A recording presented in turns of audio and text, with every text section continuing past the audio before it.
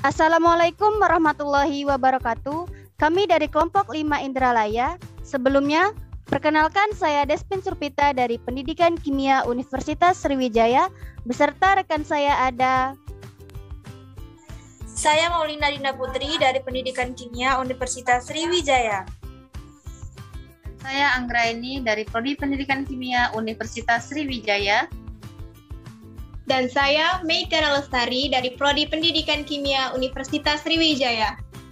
akan menyajikan video dengan judul materi Kromatografi lapis tipis asam amino.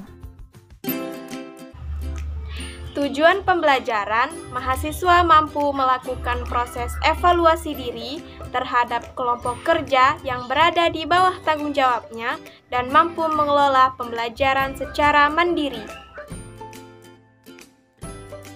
Asam amino dapat diidentifikasi atau dipisahkan dengan beberapa metode.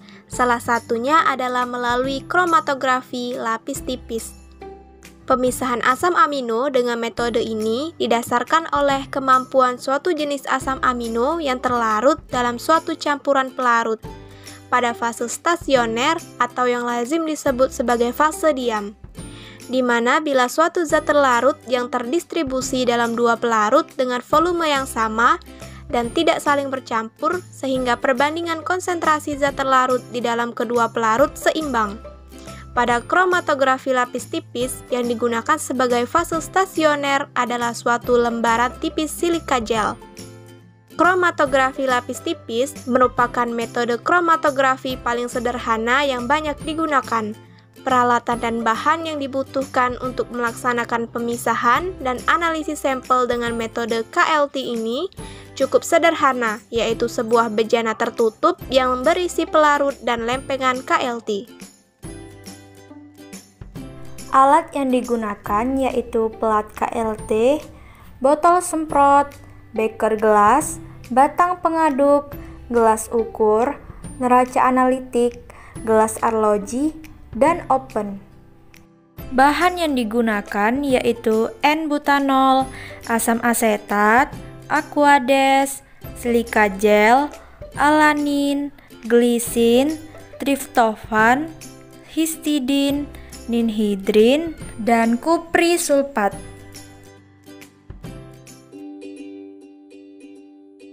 Timbang silika gel menggunakan neraca analitik sebanyak 15 gram.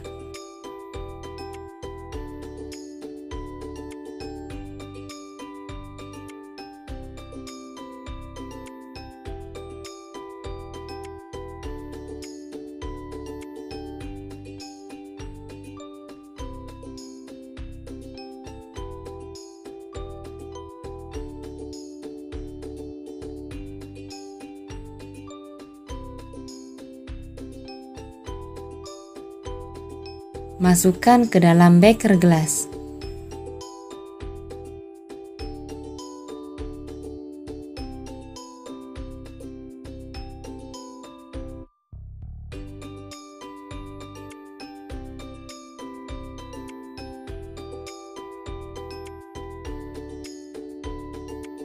Ukur aquades sebanyak 25 ml, setelah itu masukkan ke dalam beker gelas yang berisi silika gel.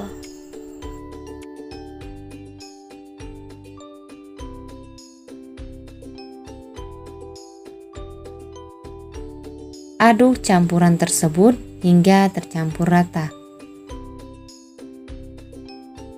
Tuangkan campuran silika gel yang sudah dibuat di atas plat KLT.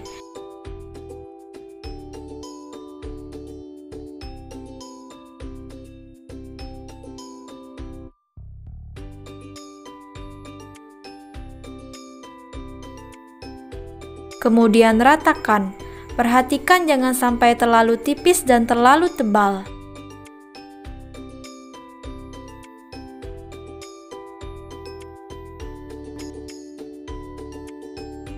Kemudian, masukkan ke dalam oven untuk mengeringkannya.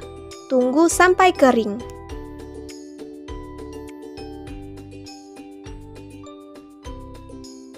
Pembuatan larutan eluen. Ukur butanol sebanyak 24 ml dan masukkan ke dalam beker gelas.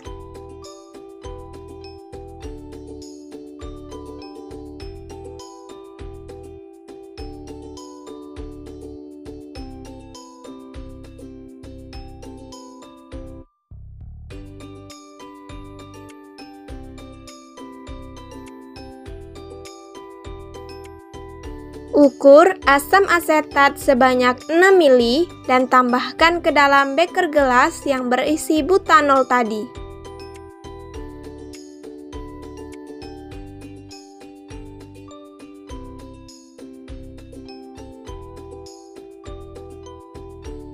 Dan tambahkan pula Aquades sebanyak 10 ml.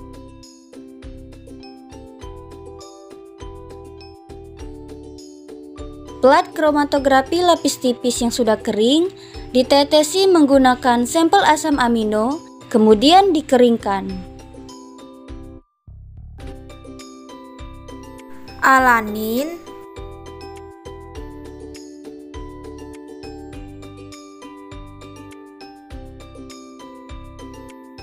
glisin,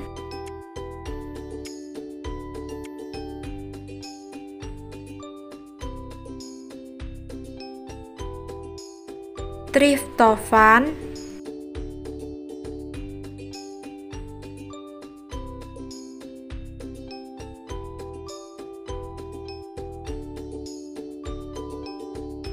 histidin.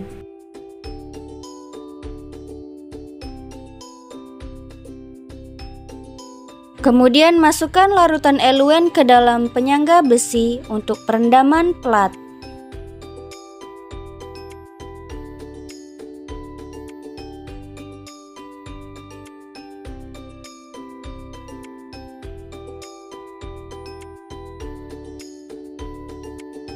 Masukkan plat tersebut ke dalam tempat yang tertutup untuk menghindari penguapan.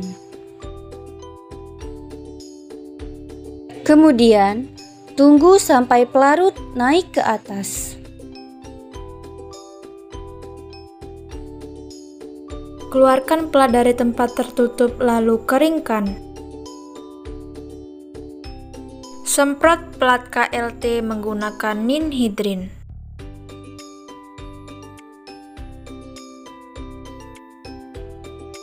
Masukkan plat KLT ke dalam oven untuk dikeringkan.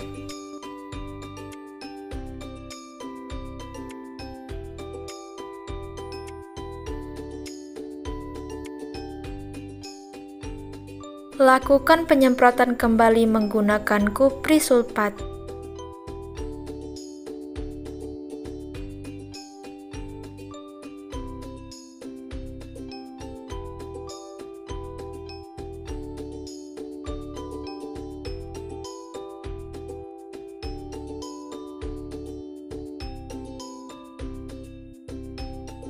Keringkan plat KLT, kemudian ukur jarak tempuh sampel dan jarak tempuh pelarut yang dihasilkan untuk menghitung RF. Berikut adalah gambar bintik warna yang terbentuk pada plat kromatografi lapis tipis. Berikut ini adalah perhitungan setiap sampel untuk mencari nilai RF. Berikut ini adalah tabel yang menunjukkan nilai RF tiap sampel. Pada praktikum kali ini, dilakukan percobaan tentang kromatografi lapis tipis pada asam amino. Sampel yang digunakan yaitu alanin, glisin, triptofan, dan histidin. Dalam kromatografi lapis tipis, terdapat fase diam dan fase gerak. Fase diam digunakan plat silika, sedangkan fase geraknya yaitu eluen. Eluen berfungsi untuk mengangkat atau membawa komponen yang akan dipisahkan melewati fase diam, sehingga noda memiliki RF dalam rentang tertentu.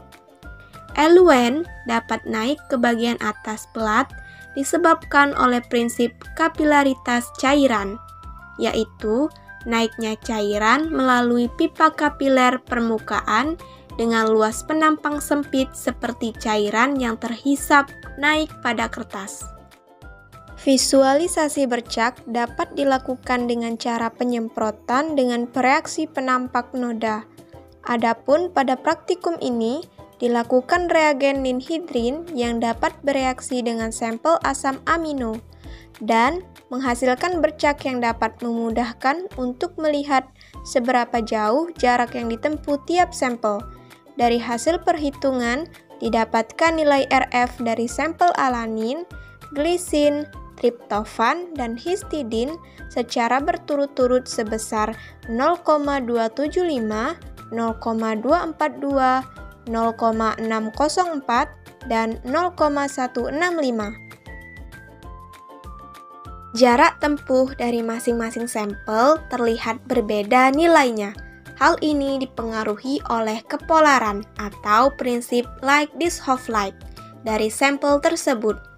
Fase diam yaitu plat silika bersifat polar sehingga komponen yang kurang diserap oleh absorben akan lebih cepat naik pada plat, sehingga komponen yang kuat diserap akan lebih lambat naik.